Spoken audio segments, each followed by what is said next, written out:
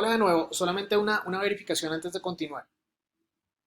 Usted tiene que haber visto primero un video que está marcado como parte uno, escaleta parte uno, y luego usted tiene que haber visto otro video que tomamos de YouTube, que es una versión libre de la clásica historia de los tres cerditos. Ya les voy a contar un poquitico más adelante. Por favor, sigan ese orden de narración. Recuerden que bien sea que estemos trabajando en un espacio de aula virtual tipo Moodle, Blackboard, ¿listo? O bien sea que estamos trabajando en un repositorio mmm, de información como por ejemplo Google Teams, ¿listo? Usted siempre va a encontrar en cada sesión un orden sugerido.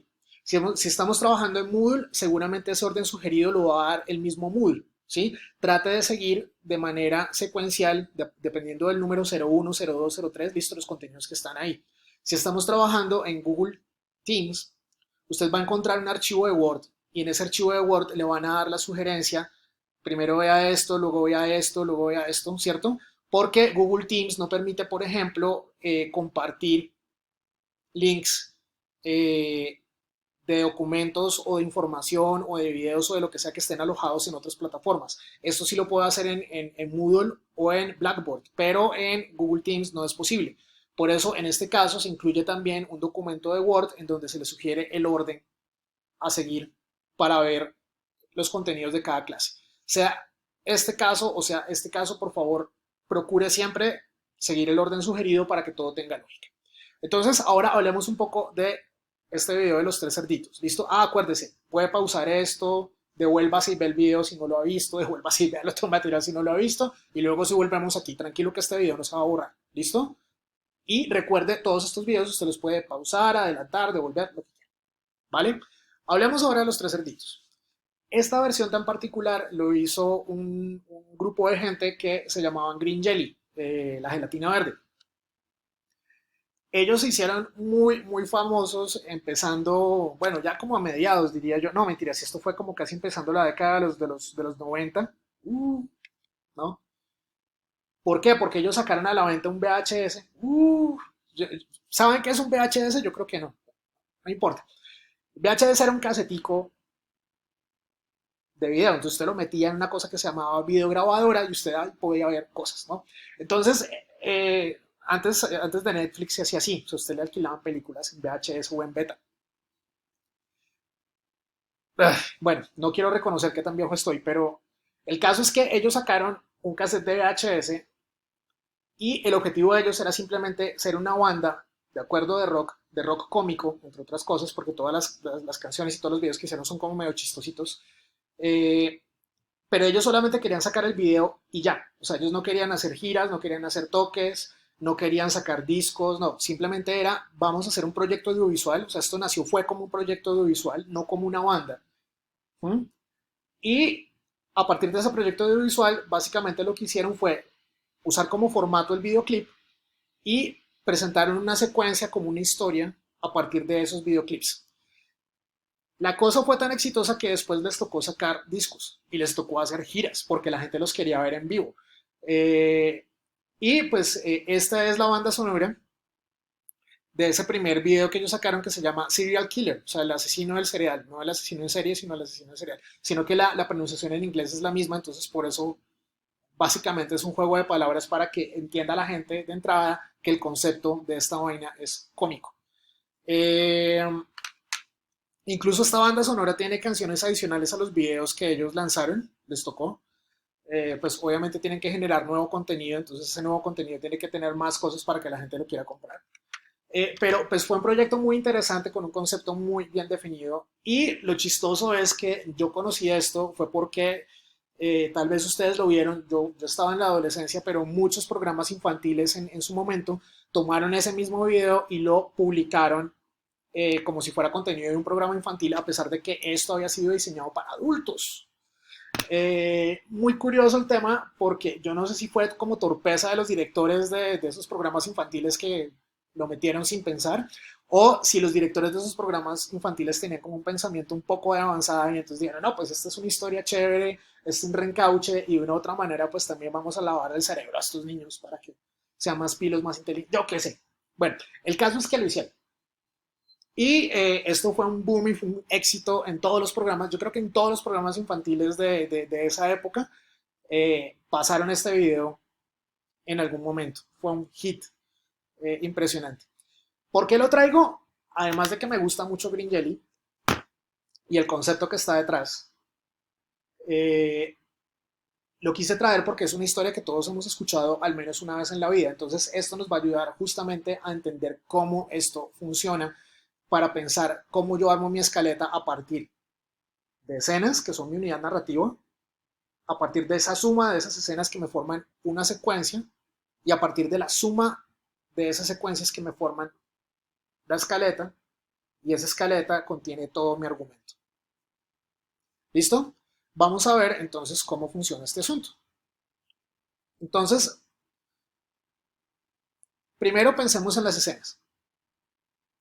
Entonces, recordemos que la escena siempre va a ser nuestra unidad dramática. En primer momento de una escaleta, pero también lo va a ser cuando hagamos nuestro guión o nuestro libreto. Si cambiamos de lugar o si avanzamos o retrocedemos en el tiempo, hay un cambio de escena. ¿Listo? Esas son las tres condiciones para determinar cuándo tengo una escena. ¿Listo? O cuándo tengo que cambiar de escena. Cambié de lugar, uno. Me devolví en el tiempo, es un flashback. O avancé en el tiempo, es decir, sigo contando la historia de manera lineal. ¿Listo? Esas tres condiciones son claves para saber cuándo cambiamos de escena. Ahora, esto también nos ayuda, ¿se acuerdan lo que les digo siempre? O sea, si algo sobra, quítalo. ¿Sí? Si algo sobra, bótelo. Entonces, ¿por qué? Porque la idea de poder verificar, tengo esta escena, luego esta secuencia, no sé qué, esto también nos va ayudando a verificar si el argumento está sólido, es decir, si nosotros estamos manteniendo la intensidad, ¿sí? La intensificación, acuérdese de las reglas de la dramaturgia, dentro de mi historia, y si vamos avanzando en el tiempo y en la cantidad de la emoción. ¿Listo? Ahora, vamos con los tres cerditos. Por ejemplo, una escena también me ayuda a determinar en qué momento va a aparecer un personaje. Esto es clarísimo con el tema de los tres cerditos, pero ahorita vamos a ver un poco más en detalle cómo se desarrolla. Y también me ayuda a determinar en qué escenario, en qué lugar ocurren las acciones. ¿Listo? Acciones que generan conflicto. Acuérdense que estamos hablando en algún momento de conflicto dramático, o en el caso de los documentales, pues también estamos hablando de cosas que hay que tener en cuenta para que la historia vaya avanzando, esas acciones que van haciendo nuestros personajes o que nos van contando nuestros personajes, ¿cierto? Porque esto es importante. O los temas, ¿cierto? Para el caso de un documental también puede funcionar de esta manera, es este tema puede ser una escena, este otro tema puede ser una escena, este otro tema puede ser una escena. ¿Listo? Y también nos ayuda a determinar cuánto tiempo vamos a pasar en cada lado. ¿Por qué? Porque si tenemos una historia demasiado corta que no alcanza a desarrollarse, quedamos flojos. Pero si nos extendemos y hacemos un montón de cosas, no sé qué, todo el cuento, la gente también se va a aburrir. Mire, por ejemplo, Quentin Tarantino. Compare las primeras películas de Quentin Tarantino con las últimas. Va a ver que en las primeras hay escenas que son larguísimas. O sea, por ejemplo, hay escenas en donde tenemos un personaje manejando un carro y cantando una canción y se queda 5 o 10 minutos ahí de él. Y uno dice, pues, oiga, ¿y para qué hace eso tan largo? O sea, ¿realmente narrativamente le aporta algo? O sea, yo lo que hago es ver a una persona cantando, sí, y entonces la emoción se baja. Pero en las últimas, cada escena que el tipo incluye, todas tienen un sentido y todas van metiéndole mucha más fuerza al tema. Entonces, es muy común cuando ustedes aprenden a narrar que tienen cosas demasiado largas que como que, uy, a ver, ya, listo, pero la idea es poco a poco ir ajustando ese ritmo. ¿Cómo uno lo logra y cómo uno acelera el proceso? Diseña bien su escaleta, mire bien sus escenas. Entonces pensemos un poco en los tres cerditos. Entonces voy a ocultarme un ratico para que puedan ver esto completo. No, me voy a ocultar. Listo, ya. Entonces mire, tengo una presentación de la escena, pues de la historia. Entonces tengo tres cerditos que se van de la casa de los papás, se independizan y van a construir su propia casa. Y entonces tengo un cerdito y miren cómo cambia los lugares. Perdón, me adelanté una. Miren cómo cambian los lugares. Primera escena ocurre en la casa de los papás de los tres cerditos que se van todos. Luego tengo otra escena porque ¿qué? Estoy con el cerdito más perezoso que construye la casa de paja. Luego tengo otro cerdito que construye la casa de madera y luego tengo otro cerdito que es el que construye la casa de ladrillo, ¿cierto? Y entonces, esa es la presentación del cuento. Tres cerditos se van y cada uno construye una casa de una manera distinta, ¿cierto? Con materiales distintos en lugares distintos. Eso es una secuencia narrativa, pero es una secuencia narrativa que se desarrolla en lugares distintos. Las casas no son las mismas, ¿listo? Tal. Y entonces luego pasamos a una segunda secuencia en donde me centro en lo que le pasa al cerdito que construyó la casa de paja o de madera, lo que sea, ¿sí? Entonces, déjeme entrar, no sé qué, todo el cuento, no lo dejan entrar, y entonces el lobo sopla y tumba la casa. Entonces, miren cómo poco a poco vamos armando una historia y vamos diciendo, mire, esta es la presentación del conflicto, ¿cierto? Primera complicación, entonces casa de paja, segunda complicación, casa de madera, tercera complicación, casa de ladrillo, clímax, voy a tumbar esto y no puedo, no sé qué, todo el cuento, ¿qué pasa? ¿Cierto? Y llega Rambo y me arregla el problema. ¿Listo? Entonces vayan viendo cómo funciona el tema de las escenas y las secuencias y miren que esto también nos ayuda a hacerlo muy, muy fácilmente si uno tuviera este cuento. Claro, seguramente en el video de Green Jelly esta división de secuencias y escenas es un poco distinta. Cuando yo tengo eso, ahí ya puedo pasar al guión.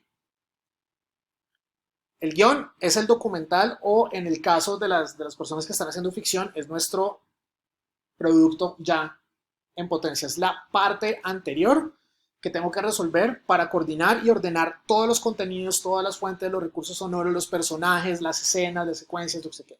¿Listo? Dependiendo del tipo de producto que estemos trabajando. ¿Qué pasa con el guión? Es exactamente cómo va a quedar. Es una traducción exacta en papel de lo que voy a escuchar. Por eso es que hay que tener en claro todo desde el principio.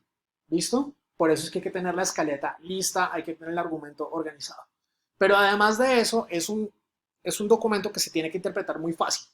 Vamos a aprender un poco en las siguientes sesiones cómo se hace esa estructura y cómo usted la aplica dependiendo del ejercicio de producción en particular que usted deba eh, cursar.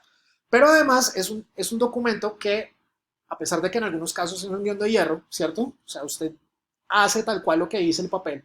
Hay momentos en donde por temas de producción no llegó un actor, no tuvimos tal recurso, llegamos a editar y nos faltaba un ambiente, entonces tenemos que modificar cosas. Es decir, el guión, justamente en la medida en que esté muy claro, esa claridad es la que nos permite hacer cambios de manera rápida en caso de que lo necesitemos por si se presenta algún imprevisto. Entonces, tengan eso muy en cuenta. El orden es la clave. Acuérdese, la mejor improvisación es la que mejor se prepara. Entre más claro esté el concepto, entre más claro esté lo que yo quiero contar, va a ser mucho más fácil después de ejecutar. ¿Listo? Hay distintos tipos de guiones, pero en particular me gustaría que empezáramos a trabajar, digamos, como una versión que pudiera ayudarnos a combinar, bien sea la escaleta de un argumental, de un tema de ficción, o bien sea los tiempos de un programa documental. Y para eso nosotros usualmente trabajamos esto que ven aquí, que es una torta de tiempo. ¿En qué consiste? Esto es básicamente una parrilla horaria, es decir, esta bolita significa una hora. Entonces aquí tengo los primeros 15 minutos, 15 minutos, 15 minutos, este otro pedacito de 10 minutos y por decir algo 5 minutos de cuñas. Las emisiones en directo se organizan de esta manera. Entonces cada color representa una sección de tiempo particular, pero pues obviamente a mí me gusta manejarla así como para tener la cuenta de los 15 minutos, 15 minutos. Esto para programas que duran más de una hora. Es decir, programa de una hora o de 4 horas tendrá 4 bolitas de estas. ¿Listo? Usualmente tiene otro libreto de apoyo. Eso lo vamos a ver en una sesión más adelante de cómo esto se combina con los libretos de apoyo, pero la idea es que esto nos ayuda a calcular tiempos y organizar los temas a tratar. ¿Esto cómo funciona? Ya le voy a contar en un siguiente video, pero tenga en cuenta que nosotros siempre cuando trabajamos, voy a ponerme por acá, cuando nosotros trabajamos en radio, marcamos así horas, minutos y segundos. Ya les cuento más adelante un poco más en detalle esto.